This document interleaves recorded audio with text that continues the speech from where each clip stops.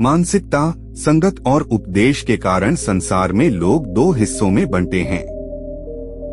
इनमें एक अच्छे और दूसरे बुरे कहलाते हैं। लेकिन प्रश्न यह है कि कैसे और क्यों व्यक्ति अच्छा और बुरा बन जाता है। अच्छा और बुरा व्यक्ति की प्रवृत्ति है, लेकिन सवाल यह है कि क्यों और कैसे कोई व्यक्ति अच्छा या फिर बुरा बन जाता है। वहीं इससे भी जरूरी चीज यह है कि अच्छा इंसान कैसे बने। आज संसार में चारों ओर बुराई ही बुराई है। दंगे फसाद, लड़ाई झगड़े, हत्या और आपराधिक कामों से जुड़ी खबरों की कोई कमी नहीं है। इसका कारण है इंसान का बुरा बनना। जब इंसान की प्रवृत्ति बुरी हो जाती है तो संसार भी बुराइयों से भर जाता है। गौतम बुद्ध की इस कहानी से जानेंगे क्यों कोई व्यक्ति बुरा बन जाता है और बुरे काम करने लगता है। साथ ही इस कहानी में जानेंगे कैसे बने अच्छा इंसान। एक गांव में एक शातिर चोर रहता था। पूरा गांव उस चोर के बारे में जानता था, लेकिन इसके बावजूद भी कोई उसे पकड़ नहीं पाया। उस शातिर चोर ने अपना संपूर्ण जीवन चोरी करने में लगा दिया। इतना ही नहीं, आसपास के गांव और नगर में भी उसकी बराबरी का कोई चोर नहीं था। चोर का एक बेटा था जिसे वह अपनी तरह ही शातिर चोर बनाना चाहता था। इसलिए वह अपने बेटे से हमेशा कहता था कि कभी किसी साधु या सन्यासी के उपदेश को मत सुनना। यदि कोई कुछ कहे भी तो अपने कान बंद कर वहां से भाग जाना। बचपन से ही उसका बेटा अपने पिता से इन्हीं बातों को सुनता आ रहा था, जिस कारण ये बातें उसके मन में बैठ गई थी। ऐसे में बड़े होकर बेटा भी अपने पिता की तरह शातिर चोर बन गया। एक दिन उसे बड़ा लालच आया और वह राजा के महल में चोरी करने के उद्देश्य से जाने लगा। तभी रास्ते में लोगों की भीड़ नजर आई। चोर ने देखा कि लोग एक सन्यासी के चरणों में गिरकर उनका आशीर्वाद ले रहे हैं। वो सन्यासी गौतम बुद्ध थे। चोर साधु सन्यासी से दूर रहता था क्योंकि उसे अपने पिता से यही सीख मिली थी।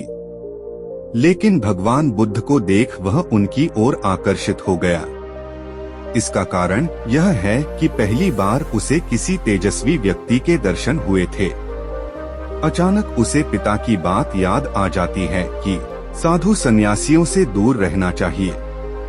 चोर असमंजस में रहता है कि वह सन्यासी के पास जाए या चोरी करने के लिए आगे बढ़ जाए। एकाएक उसके मन में यह प्रश्न आता है कि आखिर पिताजी क्यों साधु संतों से दूर रहने को कहते थे। इसका उत्तर जानने के लिए चोर भी लोगों के बीच बैठ जाता है और भगवान बुद्ध के उपदेश सुनने लगता है। बुद्ध लोगों को झूठ बोलने की व्यर्थता और विश्वासघात के बारे में बताते हैं। उपदेश समाप्त होने के बाद सभी लोग अपने घर लौट जाते हैं और चोर भी चोरी करने के लिए महल की तरफ निकल जाता है। लेकिन पूरे रास्ते वह यही सोचता रहता है कि क्यों न एक बार उस सन्यासी के उपदेश में कही बातों को मानकर देखा जाए। इस तरह से वह चोरी करने के लिए महल की दीवार से कूदने के बजाय महल के द्वार से अंदर जाता है। उसे देख महल के द्वारपाल उसे रोकते हैं और भीतर जाने का कारण पूछते हैं।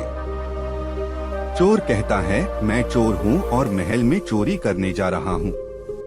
द्वारपाल उसकी बातें सुनकर हंसने लगते हैं और कहते हैं, जरूर यह महल का सेवक या नौकर होगा और हमसे मजाक कर रहा है। यह सोचकर वे उसे महल के अंदर जाने दे देते हैं। महल जाने के बाद चोर खजाना रखे तिजोरी के पास पहुंच जाता है और तिजोरी को तोड़कर धन और आभूषण को पोटली में भरकर भागने लगता है। तभी उसकी नजर महल के रसोई पर पड़ती है। रात होने के कारण सभी सो रहे होते हैं और रसोई में कोई नहीं रहता है। चोर को जोर की भूख लगी थी, इसीलिए वह रसोई में जाकर पेट भर खाना खा लेता है। इसके बाद चोर वहां से जाने लगता है। तभी उसे बुद्ध के उपदेश में सुनी दूसरी बात याद आती है कि जिसका नमक खाया है उसके साथ कभी भी विश्वासघात नहीं करना चाहिए। चोर सोचता है मैंने इस महल का नमक खाया है, ऐसे में इनका धन चोरी कर मैं इनके साथ विश्वासघात करूंगा। इसीलिए चोर चुराए हुए धन को रसोई में ही छोड़कर जाने लगता है। महल के एक व्यक्ति की नजर चोर पर पड़ जाती है और वह शोर मचा देता है, जिससे महल के लोग चोर को पकड़ लेते हैं और राजा के पास ले जाते हैं। राजा चोर से पूछता है कि जब तुमने चोरी कर ली थी तो फिर इसे छोड़कर क्यों जा रहे थे? चोर कहता है, एक सन्यासी के उपदेश के कारण।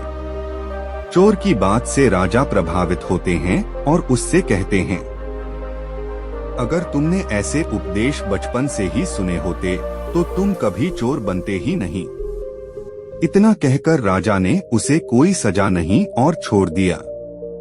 लेकिन राजा ने उससे कहा कि एक बात याद रखना, सही संगत और सही उपदेश से ही व्यक्ति अच्छा इंसान बनता है। बचपन से ही गलत संगत और गलत उपदेश मिलने के कारण वह बुरा व्यक्ति बन जाता है। संगत और उपदेश व्यक्ति का जीवन बदल देते हैं।